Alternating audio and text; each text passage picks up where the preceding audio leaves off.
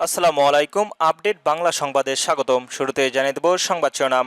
অবশ্যই নির্বাচন করার মতো পরিবেশ রয়েছে, বললেন ইসি সচিব। ভারতের তুলনায় বাংলাদেশের পরিসংখ্যান অনেক বেশি নির্ভরযোগ্য, বললেন পরিকল্পনা উপদেষ্টা ডক্টর ওয়াহিদ উদ্দিন মাহমুদ।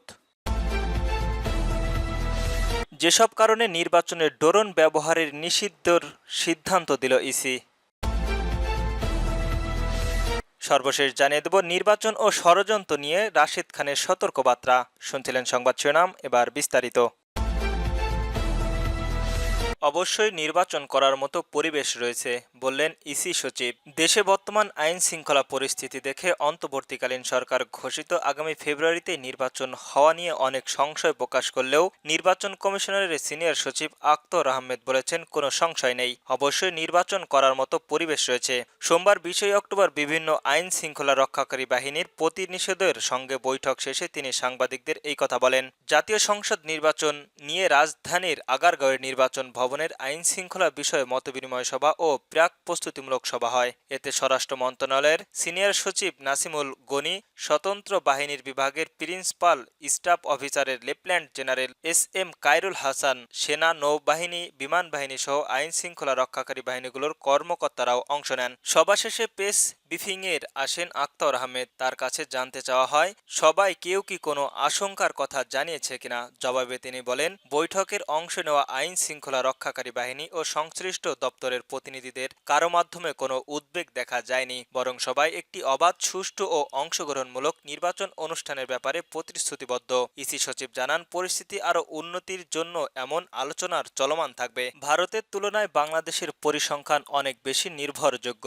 পরিকল্পনা উপদেষ্টা ডক্টর ওয়াহিদ উদ্দিন মাসুদ বলেছেন, ভারতের তুলনায় বাংলাদেশের পরিসংখ্যান অনেক বেশি নির্ভরযোগ্য। বিশ্ব ও জাতীয় পরিসংখ্যান দিবস নিয়ে বাংলাদেশের পরিসংখ্যান ব্যুরো আয়োজিত এক সেমিনারে এমন মন্তব্য করেন তিনি। সোমবার 20 অক্টোবর রাজধানীর শেরেবাংলা নগরের বাংলাদেশ চীন মৈত্র সম্মেলনের কেন্দ্র এই সেমিনার অনুষ্ঠিত হয়। সেমিনারে বক্তব্যে বলেন তিনি, কারণ খুঁজছে বাংলাদেশের পরিসংখ্যান ব্যুরো। কারণগুলো হলো কর্মকর্তাদের জন্য আকর্ষণীয় ক্যারিয়ার গঠনের সম্ভাবনার অভাব, মানব সম্পদের ঘাটতি বা দক্ষ সম্পদের অভাব এবং জরিপ ও শুমারি পরিচালনার জন্য স্থায়ী বাজেট ও অর্থায়নের অভাব। এইসব চ্যালেঞ্জ মোকাবিলার করণীয় বিশেষ কাজ করছে একটি স্টাফ ফোর্স। সেমিনারে বিশেষ অতিথি ছিলেন প্রধান উপদেষ্টার বিশেষ সহায়ক প্রফেসর ডক্টর আনিসুজ্জামান চৌধুরী এবং PRC এর নির্বাহী চেয়ারম্যান ডক্টর হোসেন জিল্লাউর রহমান। সেমিনারে অন্য অতিথিদের মধ্যে ছিলেন জাতিসংঘ উন্নয়ন কর্মসূচির সহকারী আবাসিক প্রতিনিধি সোনালী দারোয়ারেন্তি,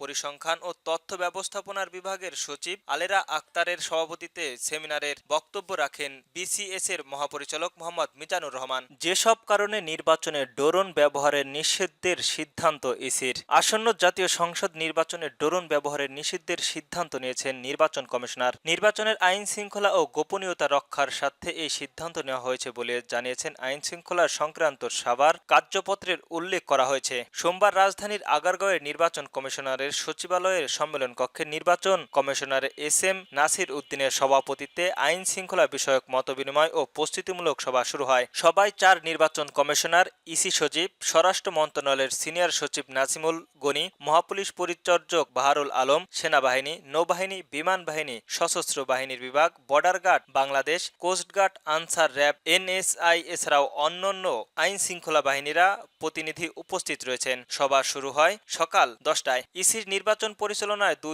শতাধিক উপপরিচালক মোহাম্মদ মনির হোসেন স্বাক্ষরিত কার্যপত্রে বলা হয়েছে, ড্রোন একটি আত্যাধুনিক প্রযুক্তি হলেও নির্বাচনকালীন সময়ে এর ব্যবহার নানা ধরনের ঝুঁকি ও অসুবিধার তৈরি হতে পারে। ড্রোন ব্যবহারে নিষিদ্ধ করার 4টি প্রধান কারণ হলো গোপনীয়তা লঙ্ঘন, নিরাপত্তার ঝুঁকি, আইন ও বিধি লঙ্ঘন এবং ব্যক্তিগত তথ্য চুরি। ড্রোন ব্যবহার করে ভোটারদের ব্যক্তিগত স্থান, অফিস কিংবা ভোট কক্ষ পর্যবেক্ষণ করা সম্ভব, যা ভোটের গোপনীয়তা রক্ষার অধিকাংশের লঙ্ঘন করতে পারে।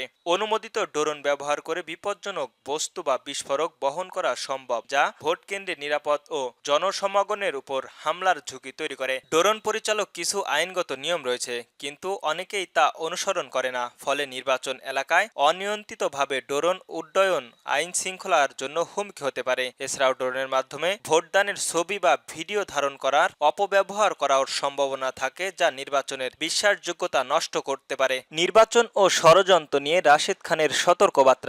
দেশের চলমান অস্থিতিশীলতা পরিস্থিতির সাম্প্রতিক অগ্নিকাণ্ডের ঘটনা এবং নির্বাচনের প্রতিক্রিয়া নিয়ে জরুরি সংবাদ সম্মেলন গণ অধিকার পরিষদের সোমবার 20 অক্টোবর দলের কেন্দ্রীয় কার্যালয়ের আয়োজিত এই সংবাদ সম্মেলনের জানুয়ারি মাসের জাতীয় নির্বাচনের আয়োজনের আহ্বান জানানো হয়। সংবাদ সম্মেলনে গণ অধিকার পরিষদের সাধারণ সম্পাদক রাশেদ খান বলেন, জাতীয় জুলাই সনদ ইতিমধ্যে স্বাক্ষরিত হয়েছে, তাই দ্রুত সময়ের মধ্যে এর বাস্তবায়নের আদেশের জারি করে আইনগত ভিত্তি দিতে হবে। তিনি অভিযোগ করে বলেন, নির্বাচনের বানচালের জন্য পতিত স্বৈরাচারের দোসররা অগ্নিসংযোগের মাধ্যমে পরিস্থিতি ঘোলাটে করার আরেকটি ১/১১ সৃষ্টির চক্রান্ত করছে। নির্বাচন যত দেরিতে হবে ষড়যন্ত্র ততই বাড়বে, তাই আগামী জানুয়ারি মাসে জাতীয় নির্বাচনের আয়োজন করা হবে। রাশেদ খান আরও বলেন, সুষ্ঠু নির্বাচন আয়োজনের জন্য প্রশাসনিক কাঠামোতে পুনর্গঠন পরিহার্য। 2014, 2018 ও 2024 সালের নির্বাচনে জড়িত গোয়েন্দা কর্মকর্তা, ডিসি, এসপি, ইউনো ও নির্বাচন কমিশনারের কর্মকর্তাদের শাস্তির আওতায় আনার দাবি জানান তিনি। পাশাপাশি বর্তমান প্রশাসন ও নির্বাচন কমিশনারের পরিবর্তে আনার আহ্বান জানান। তিনি আরও বলেন, নির্বাচন কমিশনারকে পরিষ্কার বার্তা দিতে হবে,